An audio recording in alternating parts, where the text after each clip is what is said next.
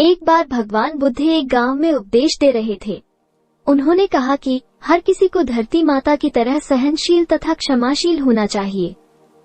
क्रोध ऐसी आग है जिसमें क्रोध करने वाला दूसरों को जलाएगा तथा खुद भी जल जाएगा।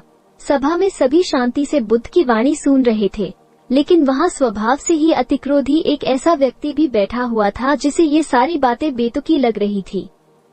वो कुछ देर ये सब सुनता रहा, फिर अचानक ही आग बबूला होकर बोलने लगा, तुम पाखंडी हो। बड़ी बड़ी बातें करना यही तुम्हारा काम है। तुम लोगों को भ्रमित कर रहे हो। तुम्हारी ये बातें आज के समय में कोई मायने नहीं रखती। ऐसे कई कटु वचनों सुनकर भी बुद्ध शांत रहे। अपनी बातों से ना तो वो दुखी हुए, ना ही कोई प्रतिक्रिया की। ये देखकर वो व्यक्ति और भी क्रोधित हो गया और उसने बुद्ध के मुंह पर थूक कर वहां से चला गया। अगले दिन जब उस व्यक्ति का क्रोध शांत हुआ तो उसे अपने बुरे व्यवहार के कारण पछतावे की आग में जलने लगा और वो उन्हें ढूंढते हुए उसी स्थान पर पहुंचा। पर बुद्ध कहाँ मिलते, वो तो अपने शिष्यों के साथ पास वाले एक अन्य गांव निकल चुके थे। व्यक्ति ने बुद्ध के बारे में लोगों से पूछा और ढूंढते ढूंढते जहां बुद्ध प्रवचन दे रहे थे वहां पहुंच गया। उन्हें देखते ही वो उनके चरणों में गिर पड़ा और बोला, मुझे क्षमा कीजिए प्रभु। बुद्ध ने पूछा, कौन हो भाई?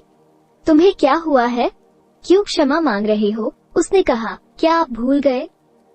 मैं वही हूँ जिसने कल आपके साथ बहुत बुरा व्यवहार किया था। मैं शर्मिंदा हूँ। मैं मेरे दुष्ट आचरण की क्षमायाचना करने आया हूँ।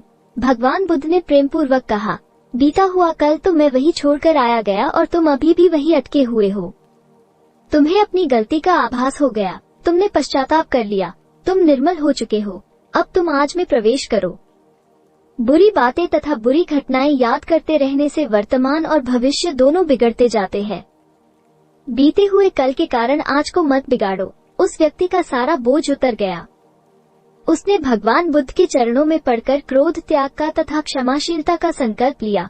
बुद्ध ने उसके मस्तिष्क पर आशीष का हाथ रखा। उस दिन से उसमें परिवर्तन आ गया और उसके जीवन में सत्य, प्रेम व करुणा की धारा बहने लगी। मित्रों, बहुत बार हम भूत में की गई किसी गलती के बारे में सोचकर बार बार दुखी होते और खुद को कोसते हैं। हमें ऐसा कभी नहीं करना चाहिए।